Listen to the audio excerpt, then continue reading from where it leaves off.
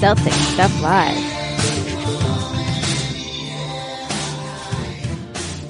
Welcome to Celtic Stuff Live on the CLNS Media Network, the leading online provider of audio and video coverage for the Boston Celtics. I'm your host, Justin Poulin. Joining me, as always, John Duke. And we finally have 3 games in the books, John. We've got something real to talk about, not hypothetical, not, hey, this is what we saw in some preseason action, but real games, in some cases, real ugly, but they're games. There's things to talk about. The Celtics are 2-1. Things to talk about. That's the title of the show tonight. Things Patience. to talk about. I feel like we should have opened with Guns N' Roses' Patience, because that's what it's going to take right now. And they're 2-1, so I shouldn't be too down. I'm really up on Tatum, obviously, like everybody is, picking up right where he left off. The dude's a closer. I think we're going to enjoy talking about that. Hayward gets a night off, which I think makes perfect sense. And you got to see Baines, at least for a little while, in the starting lineup, as you would have liked and had said all along in the preseason that was kind of your preferred starting lineup. We didn't know who would be coming off the bench, but obviously with Hayward getting some rest, we'll talk about that, as well as the Baines injury and a little bit of a dust up with our old friend Rondo. So those are all the things we'll be talking about on the show today. But I just wanted to say, John, how did you enjoy the home opener? It was okay. It was fun. Look, I really enjoyed beatdowns of the Philadelphia 76ers. That's really becoming a favorite pastime of mine, is watching the Celtics whoop up on those Sixers. There's really I don't want to say that more detestable bunch, but and unfortunately it's not, a lot of it isn't their fault. A lot of it is, Joel Embiid's fault, but the amount of love and just adulation that gets thrown their way, where they really haven't done a whole lot other than go on a real great win streak against some really bad teams, beat a pretty bad Miami Heat team, and then get whooped up on by the Boston Celtics in the playoffs in 5 games. It just seems like there's a whole lot of hot air there. They haven't really proven much of anything. They got worse in the offseason, not better. And, so it was really nice to see the Celtics kind of put them in their place. Having said that, I thought the Celtics really didn't play their best basketball, or far from it.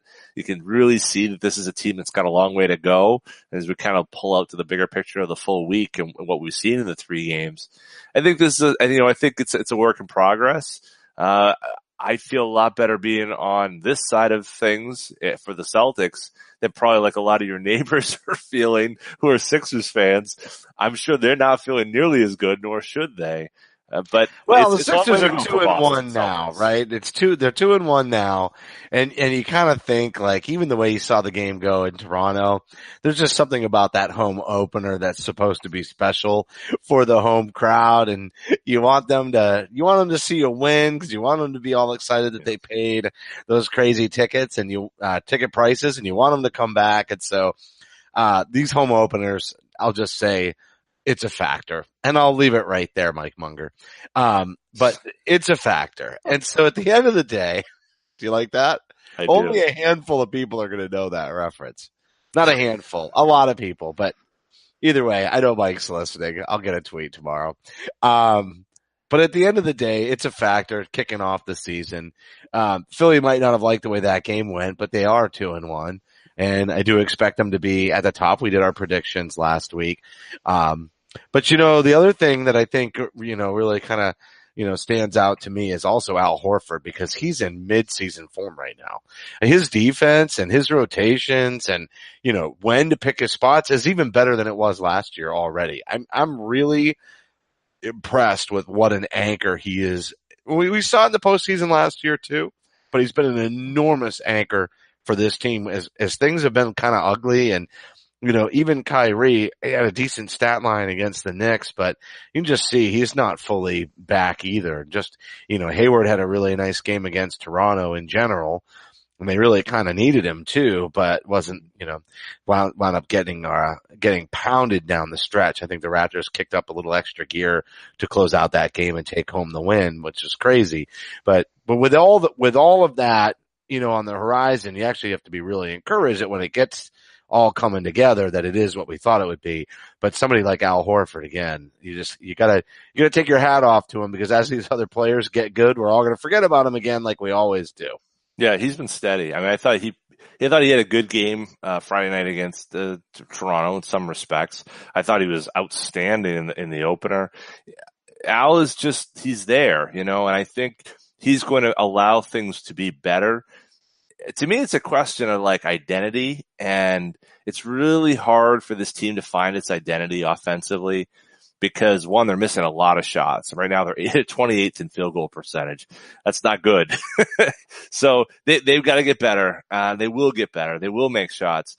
But there's just a real problem with their identity. I mean, Jaylen Brown not shooting the ball well right now. And he's far from the only one out there. But it feels like, what they're trying to accomplish. It's hard to find out what the team wants to accomplish because there's so many players that are still trying to figure out who they are right now. And predominantly I'm looking at Kyrie and looking at Gordon Hayward. It was a really good sign to see what Gordon Hayward did on Friday night against Toronto. That to me was really an important point. It wasn't a lot of going to the basket, wasn't a lot of explosion, but it was Hayward kind of taking what the defense was giving him and being lethal in doing it. And I think by building off of that, taking those mid-range pull-up jumpers, and that's a staple of his game to begin with, but working off of that and then eventually adding that explosion back in, that quick first step, that ability to get to the rim and explode. I think he's going to be able to work towards that, as opposed to in the opening night, he just looked like he was trying to do everything all at once and nothing was working.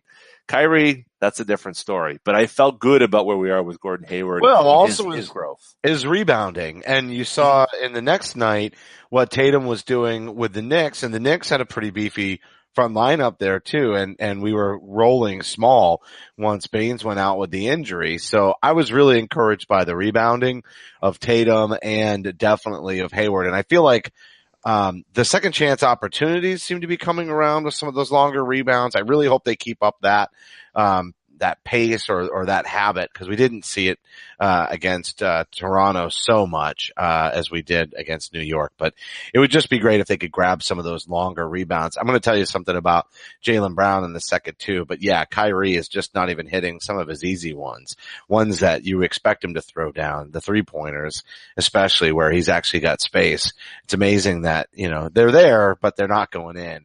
A reminder real quick, you can follow Celtic Stuff Live on Twitter at CSL_tweet live. You can follow me at CSL_Justin. John is at CSL_Duke, and the entire CLNS Media Network at CLNS Media. Facebook.com/CLNS fans, and download the CLNS Media app for iOS and Android. Simply search CLNS Media in your app marketplace. The YouTube channel, youtube.com/CLNS Media, for high definition, full length locker room interviews and the Garden Report, as well as the roundtable. You're getting lots of excellent HD content. And right here, yours truly, Celtic Stuff Live, all kinds of videos. If you've been a longtime listener of the podcast and haven't ventured to the YouTube channel yet to see our ugly mugs, our faces for radio, then I encourage you to go there now. How classic was that, John? Everybody's going to go. They're all going to be like, oh my God, I want to see how hideous those guys are. It's like Medusa. Turn to stone as soon as you log on. We get 1 million views, but there's 1 million less people that are alive in the world today. But so listen, Jaylen Brown, one of the things we talked about, I think it might have been the last show, but if it wasn't the last show, it was the show before that. But I remember saying that I really expect to see Jaylen get a lot of his offense off of cuts, backdoor cuts, et cetera. And that I thought that was how he could really mesh into this offense as the fifth option. And sure enough, by the time we hit the Knicks game, it's all Scal is talking to Mike about for like a good portion of it. And I really do hope that continues, because that's where Jaylen really has an opportunity to, exert his athleticism. There are obvious weaknesses in some other areas. He also has not been treated well by the officials, but it's pretty safe to say at this point that Tatum's really I think he's actually established himself very quickly at a level above Brown. And I don't think there was sort of this, oh, they'll be side by side, mano a mano, but I think it's already clear that that's not how this is going to work. I think you're right about that. And it's, and I don't think that's coming from Tatum. I don't think Tatum is kind of big brothering him or anything like that. I think it's just the talent is undeniable. Like, it just oozes out of Jason Tatum. You feel it, it's, I don't want to use the expression, but it's like the Supreme Court. It's pornography when you see it. When you see Jason Tatum shoot, it's pornography. It's like, this is amazing what's going on here, what that guy can do. And he hits big shots, and he hits it. Yes. He hits them clutch. And here's the thing: if Jaylen Brown fouls I can't remember who it was that went to take the shot. Was it Thomas? No, it wasn't Thomas. But anyway, at the end of the next game, Trey Burke. It was Trey Burke. Yeah. If Jaylen Brown fouls Trey Burke up 3 with seconds left on the clock, yeah, we're having a completely different conversation than the one we're having right now, which is forgiving of Tatum, because Tatum missed the dunk and then winds up recovering and hitting the fadeaway, and he throws a dunk down just before that. And honestly, the Knicks might have snuck that win away from them if it weren't for Tatum. Do you want Tatum to be smarter next time? Yeah, 100%. Challenge. Don't fall all over the guy.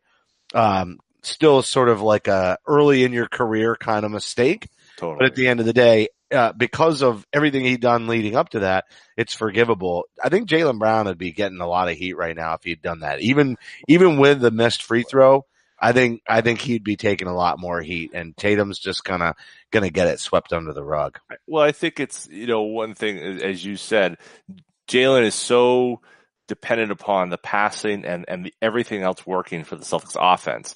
And we know Horford's working, we know Tatum's working, but in terms of the starters, let's say, right now it's not working with Kyrie. It hasn't been working in large part for Hayward. Just as kind of as a for instance, you look at the true shooting percentage right now. I'm on Basketball Reference. Okay, the worst shooter on the team, true shooting percentage, Daniel Tice, a guy coming off injury. Guess who's next worst? Go ahead, guess. What do you think? Do I get to say Jaylen Brown? No, it's not Jaylen. You're close. It's Kyrie. Kyrie is next. 40.8% true shooting. Oh, that's brutal. I mean, you see it watching, but didn't he go like 9 for 18 against Toronto? He did, but that tells you how bad opening night and against the Knicks was. Yeah, absolutely. So, and then tied for third is Jaylen and Gordon. So 3 of the 4 worst shooters right now are guys coming off injury. So I think that tells you something maybe about the fact that it takes a while to get used to it and to get back to what it is, but it also tells you, why is Jaylen in that spot? And maybe it's because he's so interdependent on those guys making shots and then creating space for him. But it's not a great place to start. I think, as you said, I think there've been some really tough whistles that have gone against him. I think he's doing a lot of good things out there, and it's going to find. I don't think he's a worse player. I don't think he wasted his summer or anything like that. I think it will work eventually, and this will come together. It's just going to be a little bit rocky to start. And it could be as quickly as here tonight against the Magic, things automatically flip a switch and they're better. It could be that quick. Yeah, it really could be. Interesting. I know we just kind of spent some time on Tatum and Brown to kick off the show, and kind of what we saw with the games and everything. But, I would say, the Kyrie thing is it's surprising because it's not necessarily, like the health thing. It's literally just he's like out of rhythm, right? His shot is just off a little bit. And here's my question. We proposed this a little bit, but do you think it's going to be harder for him to get back into the rhythm? Because he's working a lot more off the ball in this offense than I think we saw last season, especially when he would take over games. And the other thing is, it's such a ball movement, kind of offense, and I think he's used to being a little more ball dominant, and I feel like that might be how he kind of gets himself going, and he's not having that opportunity in this offense the same way. I felt like they struggled a little bit with it last year and it wasn't really working. And then he wound up kind of Isaiah Thomasing the offense by the middle of December. And I'm a little concerned it might happen again, but out of necessity. Like seriously, is this an offense where Kyrie can operate and I mean, look, we saw him split 3 defenders, right? Like his head almost exploded.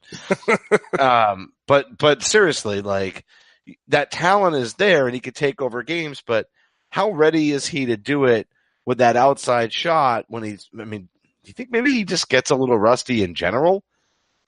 I think a lot of his game is off feel. You know, I think it's a lot of feeling the game. Not to get, you know, yeah, my kids love the movie Uncle Drew. I mean, they watch it all the time.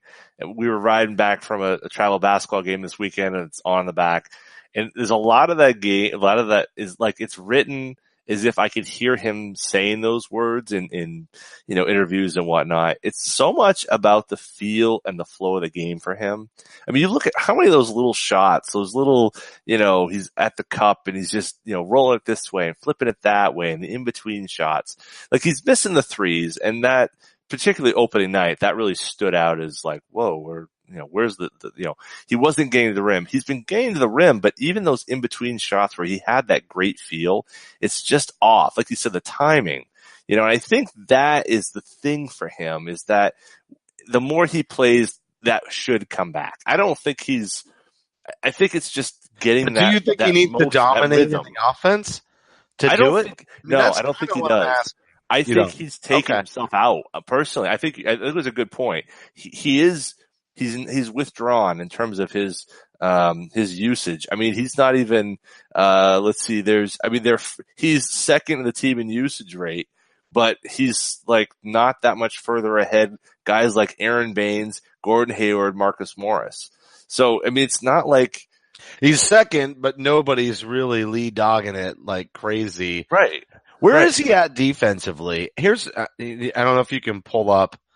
Well, go ahead. His defensive win share. I mean, it's so early in the season for the defensive win share. I know, but I'm just sort of curious as far as a snapshot of those 3 games, because I do feel like he's trying to put in, you know, a little more energy on that end of the court as well. And you know, we've seen him get some deflections. We've seen him get his hand on the ball a couple of times, and you know, I mean, obviously we've seen Tatum do that. I think he's had a couple of strips where he's gone, you know, to the other end, and that's great to see. But, you know, Kyrie was kind of notoriously a poor defender, right? When we got him. And then last year we said, well, we think he's going to be a better defender because he's not going to have to shoulder the entire offense. And like I said, by December, you know, he's ball pounding as the ball handler. And, you know, basically it's the Kyrie show for the last 6 minutes of the fourth quarter.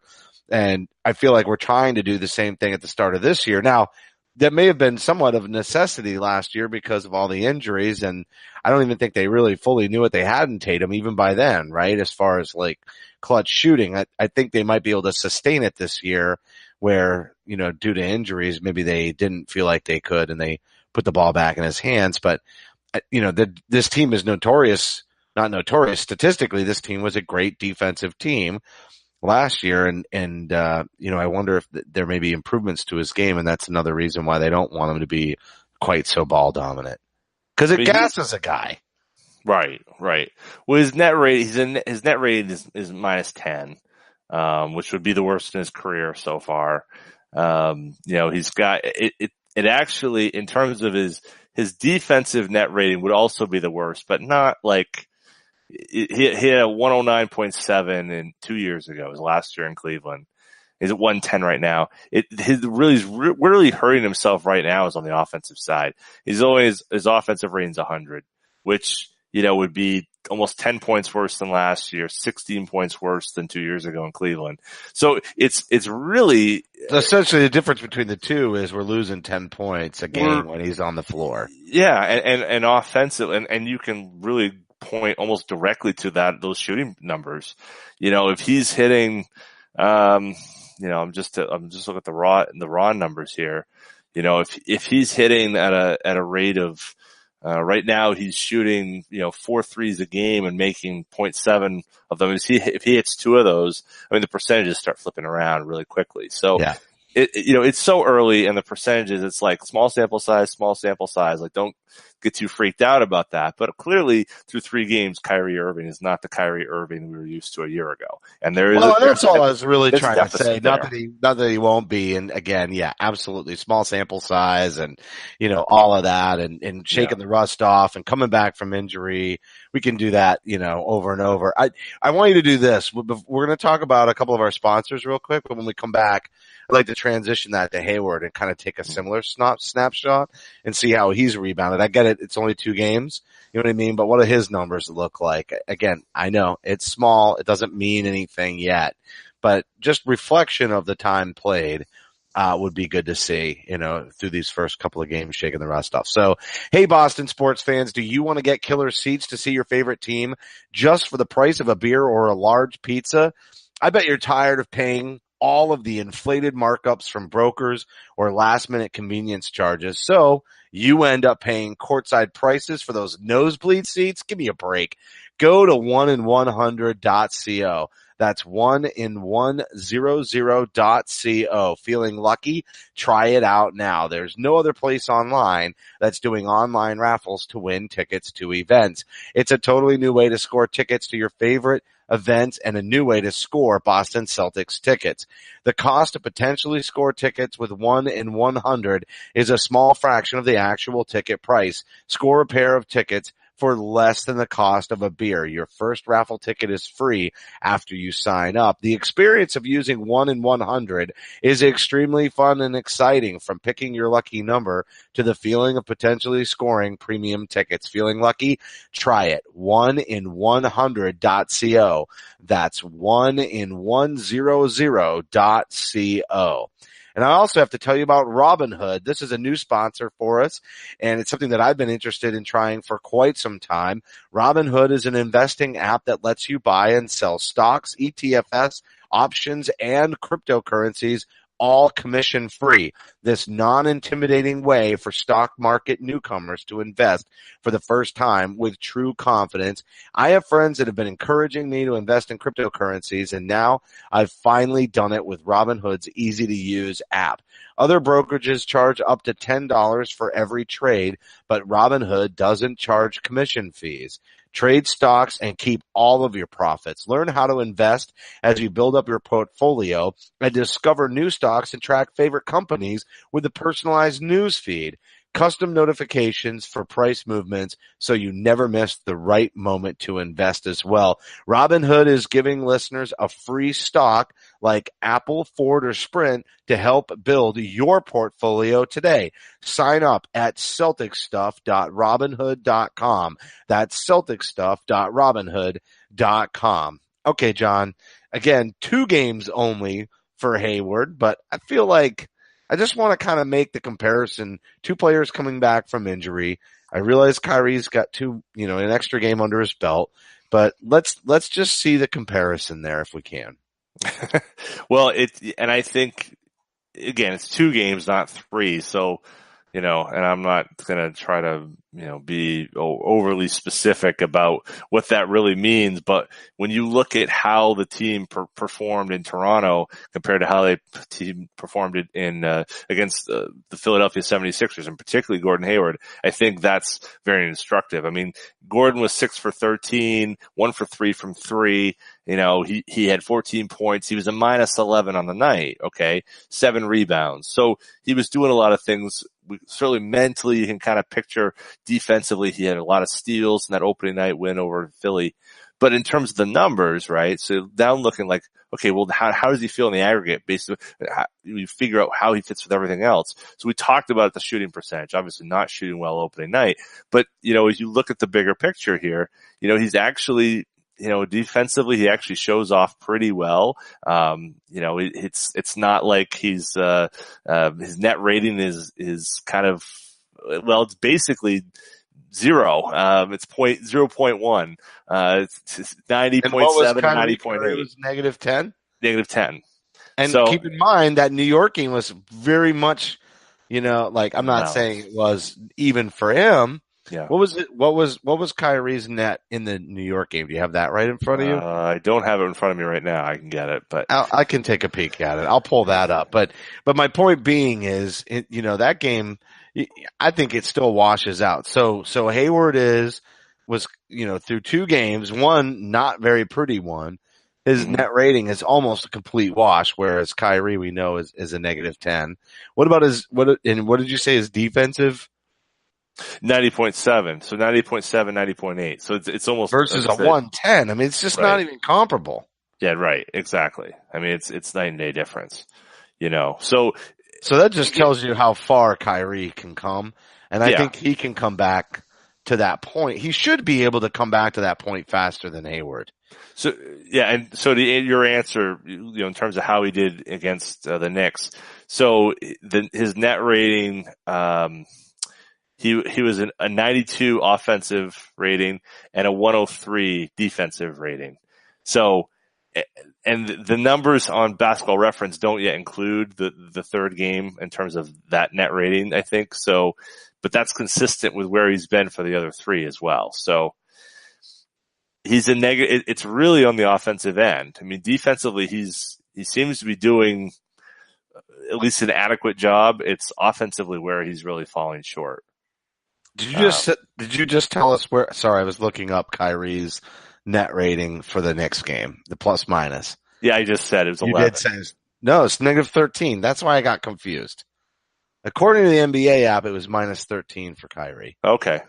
Yeah. So I was just, So that's why I asked, because I was like, wait a second, did he say that? Because it was 13. Okay. so on Basketball Reference, they're showing an 11 net rating difference between the O rating and the D rating. But either way, it's not good. It's not good, but No. it all points to the offensive side of things, and actually, and you look at Jaylen Brown, it's kind of, it's almost a mirror image. Worse on offense actually than Kyrie even.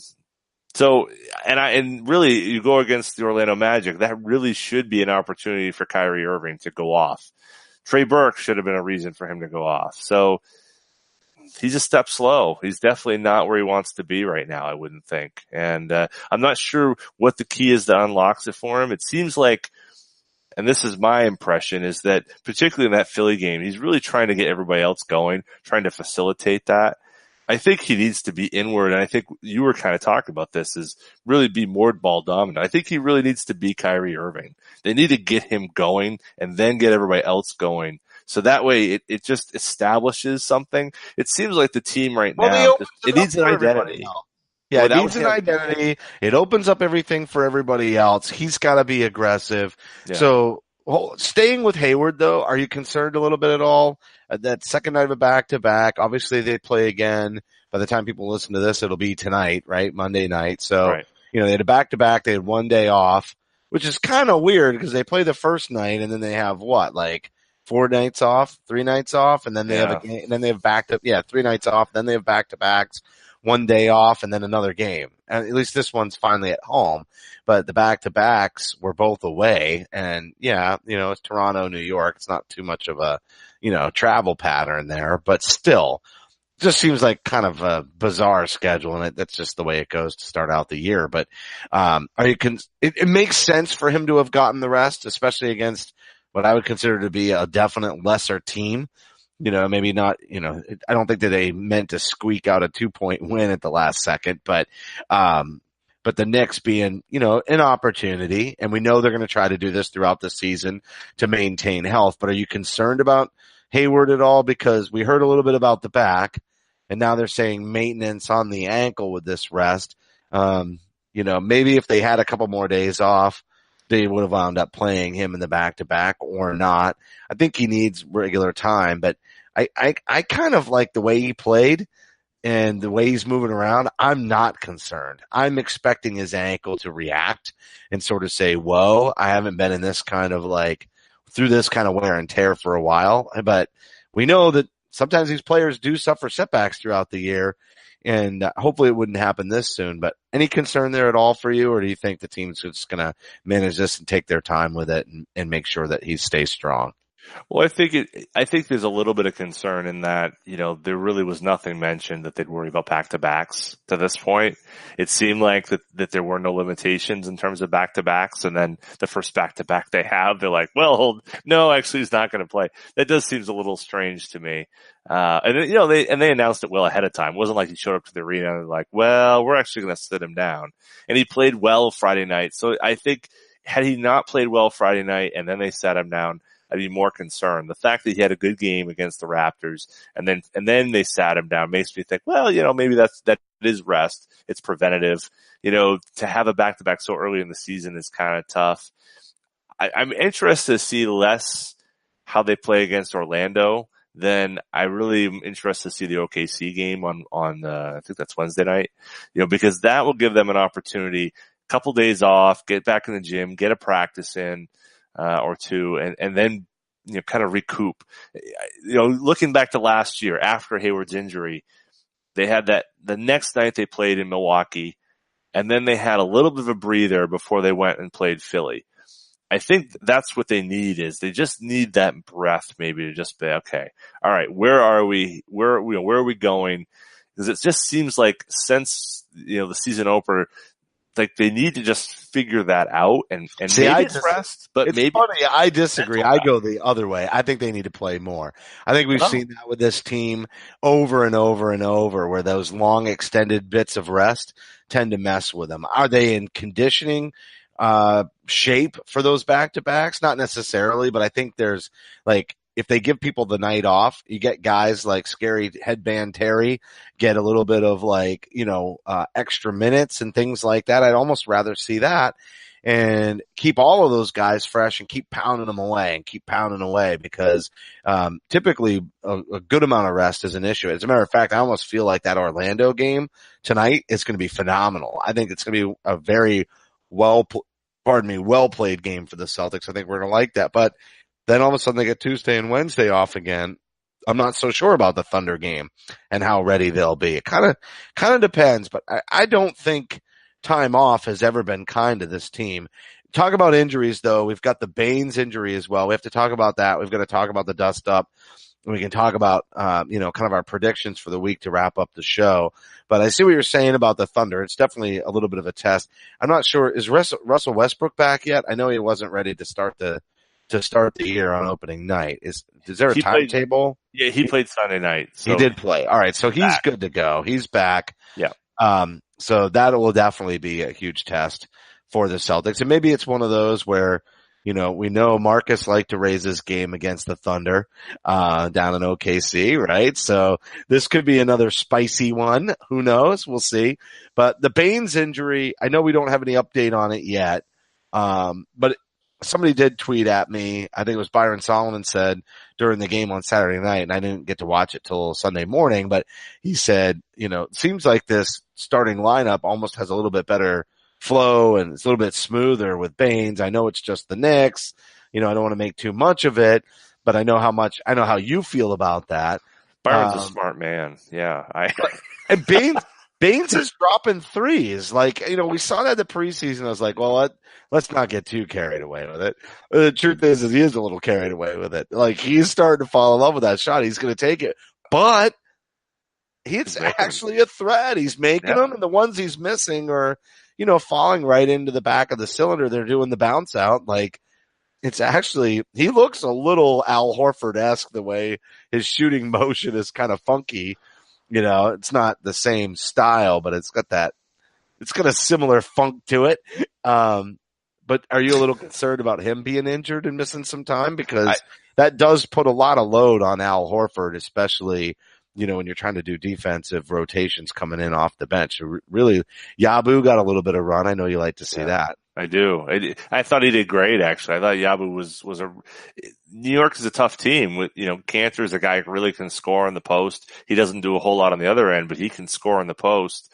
And Yabu, did well in the time he was in there. This is where Tice coming back, and we've got a meniscus tear, and you're coming back from that. It's not easy. I mean, we remember when Tony Allen was coming back from his meniscus tear, and not the ACL, but the meniscus. And it was a real issue. it took time for him to really kind of get back in the flow. So Tice is another guy who, I wouldn't worry about it as much with Tice being, back at 100%, but he's clearly not. Yabu is going to get his time. I'm glad to see that. I don't think it's a serious injury though. I mean, as I was telling you before the show, it looked to me like he got a knee in the thigh before he grabbed it. So it seemed like much more of a bruise maybe than a pull. It wasn't like he was running or extending himself in any way. So, and Well, that'd definitely be ideal over a hammy strain, right? Like, totally. I mean, hamstring could really be a big issue that could linger with him.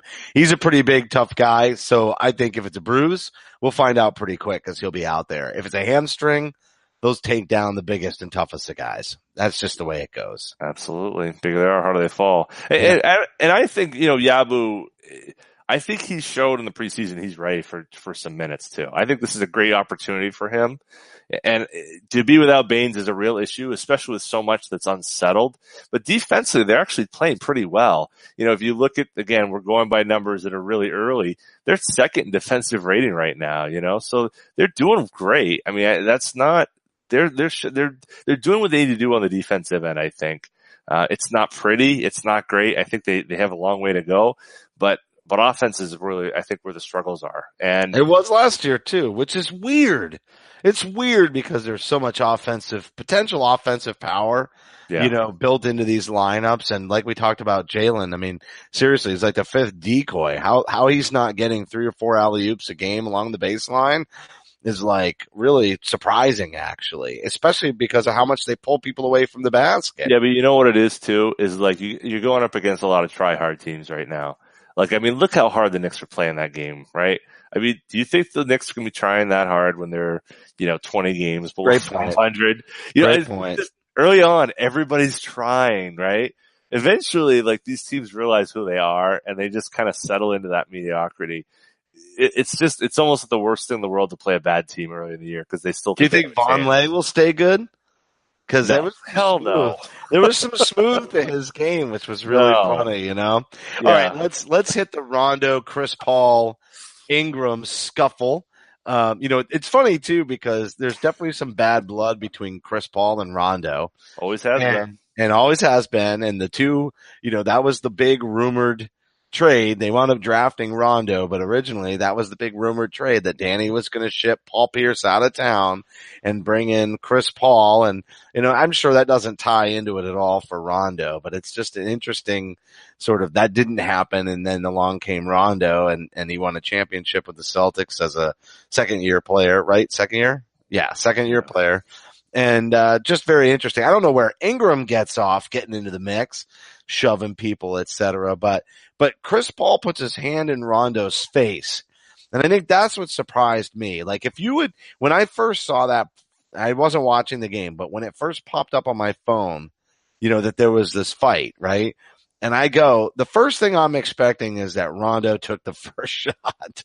Like, I'm just telling you, that is exactly, and then I go and I see, and it's like Ingram does the first shot, and Chris Paul is the one who, I realize Rondo threw the punch, and so he's guilty. He threw the first punch, but Paul definitely instigated, that punch. He had it coming, and that's what's really surprising to me. Like, Rondo really, in a weird way, was kind of the victim of all this. I just think that's funny. Well, he spit at him. I mean, that's the. Oh, he did spit at him? Yes. Like, you can see that in the. It's not an accusation, or can you see it in the video? Okay. So Rondo says that he didn't spit at him. There's video, like enhanced video that the Athletic has gotten a hold of that you can clearly see something went out of Rondo's mouth at Chris Paul. I mean, this is really like Seinfeld, all right? Really, there's a second spitter, I think, involved here. Okay, a second spitter. Okay, there's one magic loogie. You can see something, but you don't see. You only see it from behind Rondo. It doesn't look like he his cheeks moving. I don't want to get too detailed. This is it could be sweat, right? But, it looks like it's coming out of his mouth, but he's got a mouth guard in. Like, who knows? There's arguments that he has the mouth guard in. He's just yelling at him, and I don't know. All I'm saying is that's supposedly what incited Paul, and then it, of course, went bananas. I We don't need know. more of this, right? Yeah, right. We need we need more. Look, I don't like. I think Chris Paul is obnoxious. I'm not a fan of Chris Paul. The guy can play, but I've never been a fan of his. I'm Team Rondo. I always was Team Rondo. Um, I can't believe that he was spitting at him like that close. But there's stuff that Rondo has done that said he didn't do. The Bill Kennedy incident, which is just really ugly, and clearly he did do those things. So there's punishment all around. Chris Paul sitting 2 games, Rondo 3. I don't understand how Rondo gets 3 and Brandon Ingram gets 4, but go figure. I don't, maybe number of swings, maybe with the fist. I'm not sure. It seemed like it should have been more games though, honestly. Probably has more. I think Ingram gets killed because he was outside of the fracas Yeah. and he came flying in. He started it, then he's outside of it and he comes flying in with a punch. And I think that's why he gets the biggest, because he almost, not only did he instigate, but he escalated. But should he get more? Should he get more than 4 games? Oh, you're saying he deserves more? I think so. Yeah, absolutely, absolutely. Less than 5 games. I thought you were saying that you thought, why did he get more than Rondo did? Oh, no. So I understand your point now. Yeah, he definitely deserves more. I think Rondo. No, in proportion, he should be doubled up on the next closest suspension. However, whatever they want to use as the benchmark for the suspension, you know what I mean? If it's 2 for Paul and 3 for Rondo because Rondo threw the first actual punch, that's fine. But then Ingram deserves double. He should miss 6. Mm-hmm. And the reason I say that is exactly what I said before. He's the instigator. And then he was trying to escalate it again after he'd already been removed from the situation.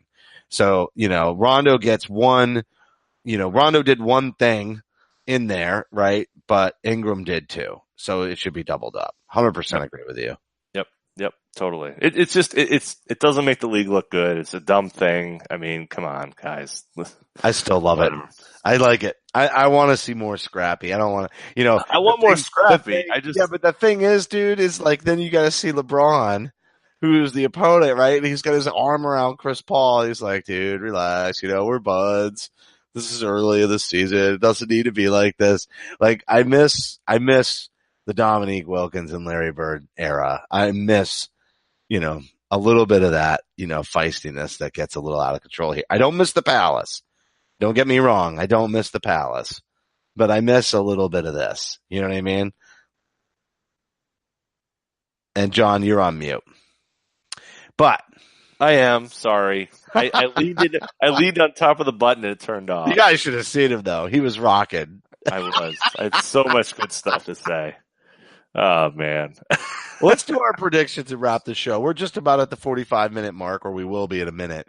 So we have the 3 games coming up tonight against the Magic, then Thursday night against the Thunder, and Saturday against the Pistons. We got a couple more on the road this week. Not a lot of home games to start out the season for this Celtics squad, although if I remember correctly, through first 20 games last year, it was kind of similar. Grueling schedule and a decent amount on the road. So here we are, 1 at home, 2 on the road. Like I told you before, I think the Magic game is going to go really well. I think we're going to see we're going to see a good Celtics team. I think the Thunder game is going to be entertaining, but it's going to get ugly again because they've got some really primetime players over there, and they've been playing together. I just think that one could be. It'll be scrappy, it'll be fun, but it could be a little ugly because I think the Thunder have a chance to really attack this defense, and it could have them on their heels a little bit. And then I think they actually do kind of lose to the Thunder, but then they come back on a revenge game against the Pistons and I think they crush the Pistons. I mean, I think they crush them. I think Orlando, they play well, but maybe it's not a big win. You know what I mean? Thunder is an ugly kind of game, but I think it's exciting and it's a loss. But I think they destroy the Pistons on Saturday completely. Yeah, I concur with that. I think it's going to be. I think the Pistons are not that good. I think they have exactly the type of lineup that the Celtics can live to destroy. Drummond is always a problem. I mean, particularly if we don't have Baines, that would be an issue by that point. But and tomorrow you got a plucky group of Orlando Magic that really don't know their place. It's kind of the same thing as with the Knicks. If you're playing them in March, this might be a 40-point win, but at this point, they may still think they have a chance. So I think it's a 2-1 week. The Thunder is kind of a tough game because now you're going to the Thunder, but they lost to the Kings on Sunday night. Which is doubly bad for Boston because not only does that mean the Kings won, which will hurt the Celtics chances of draft picks, but it's going to make the Thunder pissed off for Wednesday night. That part I agree with. But we want Sacramento to win a couple. No, we want them to. Yes. No, we don't want them to have the worst record. If Atlanta they get number 1 overall, we don't get it. Dude, Atlanta is going to be so bad. I'm not sure Atlanta's going to win any games this year. It could happen. I'm just saying. I think. All right. So instead of my, I guess 82-0 is out of the question. You're going to tweet out, I guess 0-82 is out of the question when Atlanta wins their first one. That's right. Once Atlanta wins one, then I'll grant you that. But until then, the Kings, man, they're not good. Look. And they're going to be so mad. The Thunders have off. They have Monday, Tuesday, Wednesday, Monday, Tuesday, Wednesday, so off until they play, the Celtics. So, that's just. Yeah, a lot of time to get upset and they're going to have a lot of revenge. And you're right. Sitting at home, waiting, anger. A tough one. Definitely going to be a tough one. All right, we're going to be back in a week. The broadcast will be available on demand on the CLNS Media mobile app. And don't forget to follow us on Twitter at CSL_Justin and at CSL_Duke. Don't forget to patronize. There you go. Don't forget to visit our sponsors, 1in100.co and Robinhood. Thanks to everybody for tuning in. A heartfelt thank you for supporting the show. Go and subscribe to Celtic Stuff Live on iTunes and Stitcher. We'd love it if you gave us a rating and review because your feedback is important to John and I. And for staff writer Samuel Elias, executive producer Larry H. Russell, the founder of CLNS Media, Nick Gelso, and my co-host John Duke, I'm Justin Poole, and thank you for listening to this week's edition of Celtic Stuff Live.